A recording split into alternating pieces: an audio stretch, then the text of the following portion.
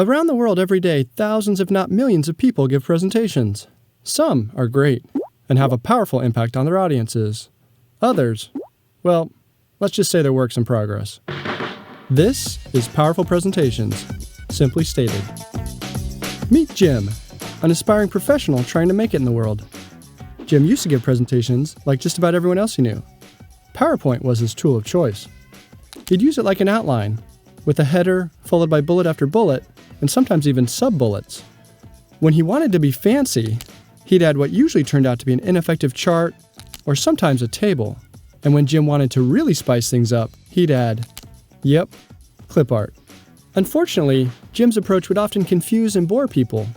This was a problem because he had important things to say, and because it was dimming his prospects for success. Fortunately, Jim learned a better way and didn't stay in the dark for long. Perhaps most importantly, he now focuses on the story he wants to tell. In doing so, he tries to follow a simple structure, with a clear beginning, middle, and end that links together his various points and builds to his conclusion. When formulating his story, Jim uses a simple pad of paper or sticky notes. Staying low-tech at this stage helps him think more creatively and stay outside the box. He then considers what will best help him tell his story. Jim sometimes opts to use a whiteboard, flip charts, handouts, or even no props at all. When it makes sense for him to use PowerPoint, he tries to remember the adage that sometimes less is more. He doesn't dumb down his presentations, but he does try to limit each slide to one key idea. Or, depending on the content, he sometimes builds an idea incrementally, so it's easy to follow.